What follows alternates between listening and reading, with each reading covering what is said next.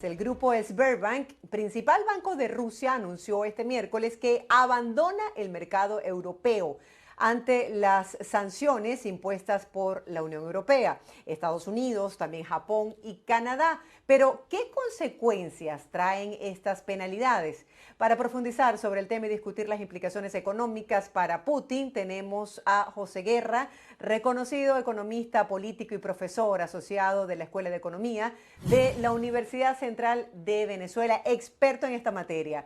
Gracias, señor José, por acompañarnos el día de hoy. Un placer reencontrarnos a través de BPI TV. Quisiera que nos hablara y nos pusiera en contexto sobre las implicaciones que tienen estas medidas, estas sanciones económicas y la expulsión de Rusia del sistema SWIFT. Bienvenido. Bueno, muchísimas gracias por la oportunidad. Excluir a bancos de Rusia del sistema SWIFT es un golpe fundamental, un golpe muy duro a la economía rusa porque parcialmente la aísla del mundo. Y digo parcialmente porque no todos los bancos están excluidos, fue selectivo y van a usar con seguridad la plataforma china de transacciones internacionales, que es como la competencia de SWIFT, pero está muy, muy lejos todavía esa plataforma de tener una implantación global que permita sustituir el sistema SWIFT. Para que tengamos una idea, cada hora por la plataforma SWIFT se realizan 38 millones de transacciones cada hora. Y es un monto considerable. De manera tal que esto aísla el sistema financiero ruso y tan lo aísla que se vieron obligados a instaurar un control de cambio. En este momento, Rusia tiene un control de cambio. Usted, si es ciudadano extranjero y está en Rusia, que tenía, no lo puede sacar de Rusia. Se permite hasta $10.000 por persona o por empresa para ser sacado o convertido desde rublo hacia dólares o hacia euros, de manera tal que evidentemente esto le ha significado un golpe muy duro a la economía rusa. Por otra parte, el principal banco que llama Sberbank ya quebró en la República Checa, en Eslovaquia, donde tenían oficinas, y ahora en Londres. De manera tal que aquella expansión que tenía la economía rusa por Europa, un sistema bancario, penetrando pues poco a poco el mercado financiero global, está hoy en este momento en cuestionamiento y probablemente hasta aquí llegó esa expansión de la economía rusa a nivel global. Hay un debacle económico en este momento en Rusia. ¿Estaba Putin preparado para estas sanciones? ¿Y cómo pudiesen presionar estos grandes empresarios rusos que han visto su patrimonio afectado con estas medidas y estas sanciones? Bueno, eso es difícil de saber, pero claramente Rusia, si se va a embarcar en una aventura como la que está, ha debido calcular los riesgos que estaba corriendo. O sea, porque no estamos hablando de que Georgia, como ocurrió, o la toma de Crimea nada más, estamos hablando de la invasión y el intento de ocupar un país, defender con todo lo que tiene. Entonces, es probable que ellos hayan subestimado el monto de las sanciones. Yo creo que ellos nunca imaginaron que Alemania iba a cancelar el proyecto Nord Stream 2, que es el oleoducto que se está construyendo entre Gazprom y otras compañías petroleras, con el apoyo de la banca suiza, para llevar gas desde Rusia hasta Alemania sin pasar por Ucrania. Eso yo creo que no lo pensaron.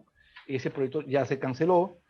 Allí Gazprom tenía invertido unos 11.000 millones de dólares que están perdidos. Los suizos se acaban de retirar como financista y el proyecto está cancelado. Yo creo que ellos jamás pensaron eso. Y creo que tampoco imaginaron que lo iban a Irán, cuando Irán estaba desarrollando el proyecto de bombas atómicas y estaba amenazando al mundo y fue excluido del sistema SWIFT. Yo creo que El estas dos presidente, medidas. disculpe la interrupción, el presidente Biden decía esta noche o en la noche de este martes que Putin tenía un error de cálculo y que nunca se imaginó que tantos países iban a apoyar a Ucrania. ¿Tiene capacidad Putin para sobrellevar este tipo de sanciones, este bloqueo internacional? Si Bueno, me refiero justamente a la yo capacidad creo, yo estoy económica. de acuerdo. Ujú. Yo estoy de acuerdo con lo que dijo el presidente Biden. Putin no calculó bien el número de países. Bueno, esto aquí ha pasado prácticamente, el mundo no va a ser igual a partir de ahora, sobre todo de Europa, a partir de esta guerra, que no es una guerra entre Ucrania y Rusia, no, es la agresión de Rusia contra Ucrania, eso tenemos que precisarlo. Ujú. No es que Rusia invadió Ucrania, para que estemos claros. No fue que Ucrania está agrediendo a Rusia, es que Rusia invadió Ucrania. Ahora bien, esto va a cambiar el mundo, evidentemente. El pacifismo alemán se acabó. Alemania tenía una política clara de no armamento a partir de las dos derrotas en la Primera Guerra y la Segunda Guerra Mundial, pero esta situación lo llevó a que Alemania ya esté incrementando el presupuesto militar, y está llevando a países como Suecia y Finlandia, que son países con tradición de mucho pacifismo, a tener que adherirse a la OTAN para defenderse de Rusia. Pues bien, el mundo no va a ser igual. Ahora, ¿puede Rusia aguantar esto? Putin acumuló muchas reservas internacionales, tanto en el Fondo Financiero Ruso como en las reservas del Banco Central de Rusia, que pasan de 600.000 millones de dólares. El problema está en que esos 600.000 millones de dólares, que es una masa de recursos muy importante, no se puede utilizar porque la mayoría está congelada. Se calcula que aproximadamente unos 480.000 millones de esos recursos están congelados en bancos suizos, bancos alemanes, bancos de los Estados Unidos, y apenas unos 120.000, 130.000 millones están en bancos chinos. O sea que los chinos podrían cambiar esas reservas y dársela al gobierno de Rusia. Pero el resto, 480.000 millones, prácticamente más de dos terceras partes, están congelados y no pueden ser utilizados. Y Rusia, recordemos que es un país cuyas fuentes de ingresos de divisas, que es lo que cuenta aquí, son dos básicamente: la explotación y exportación de petróleo y gas, y las armas. Y eso en este momento está bastante cuestionado. Se ha beneficiado claramente por el aumento del precio petrolero. Sin ninguna duda esto beneficia a Rusia, pero en un momento en que no tiene acceso a sus reservas internacionales y va a tener dificultades porque hay corrida bancaria, la gente está sacando el dinero de los bancos, y esto es lo peor que le puede pasar a una economía cuando hay una corrida bancaria, porque no hay banco central que aguante cuando el público quiere transformar su moneda local a dólares o a euros. Y eso es lo que está sucediendo en este momento en Rusia.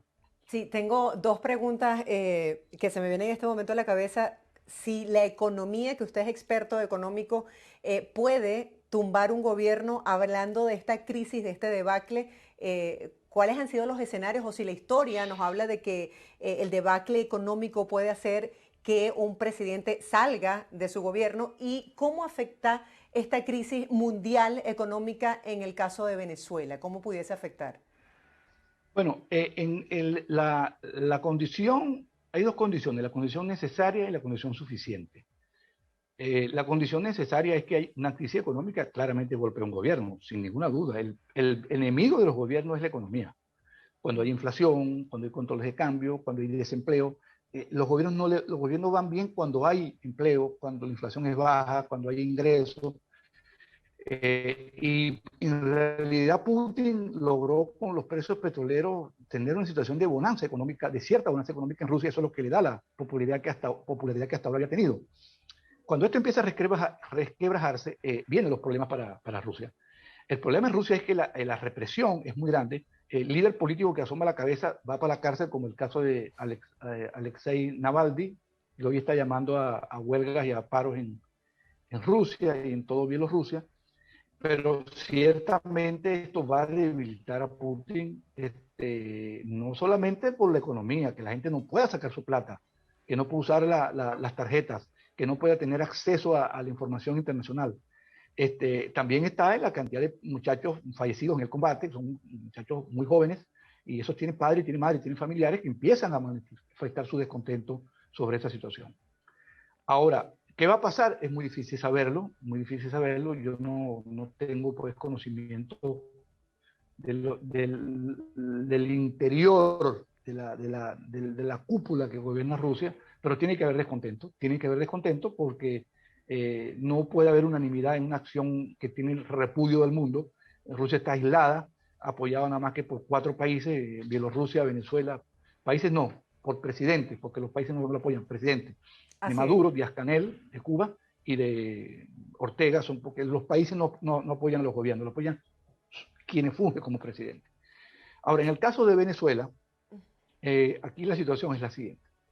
En septiembre del año 2019, PDVSA, que es la empresa petrolera de Venezuela, que llegó a ser una de las grandes compañías petroleras del mundo, ya tenía su oficina en el Reino Unido y luego la pasó a Portugal.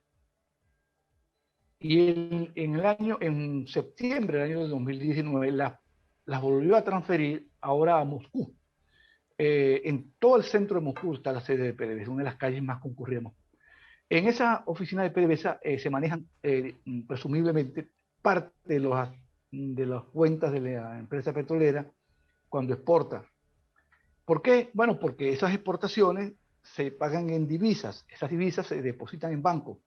No está claro todavía, porque no se ha podido tener la certeza de ello, que esos deben estar en bancos turcos, en bancos rusos y en bancos de China, principalmente. Y utilizan esos 3 bancos, esos sistemas bancarios, para hacer pagos a proveedores. Por ejemplo, las vacunas del COVAX, que Venezuela, con el acuerdo que hubo, adquirió, se pagaron a través de la Unión de Bancos Suizos, pagado con un cheque proveniente o una transferencia proveniente de un banco turco o un banco ruso.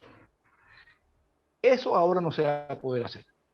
¿Por qué no se va a poder hacer? Porque parte de la tesorería de PDVSA, parte de los recursos del gobierno en divisa están depositados en bancos rusos. Entonces, al tener bloqueado el acceso al código SWIFT, probablemente esa transferencia no se puede realizar, por una parte. Por la otra parte, cabe acotar que el rublo se ha devaluado más de 40% en esta semana.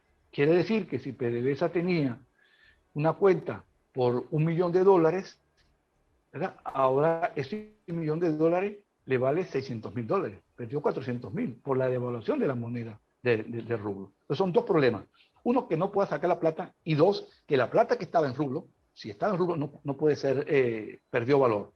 Esos son los 2 efectos que esto tiene para Venezuela, más allá del aspecto político, pues, de este matrimonio entre Maduro y Putin, que, bueno, nos va a salir muy caro a los venezolanos, creo yo. O sea, nos está aislando del mundo, nos está poniendo como unos parias en el mundo. El repudio mundial está sobre esos personajes.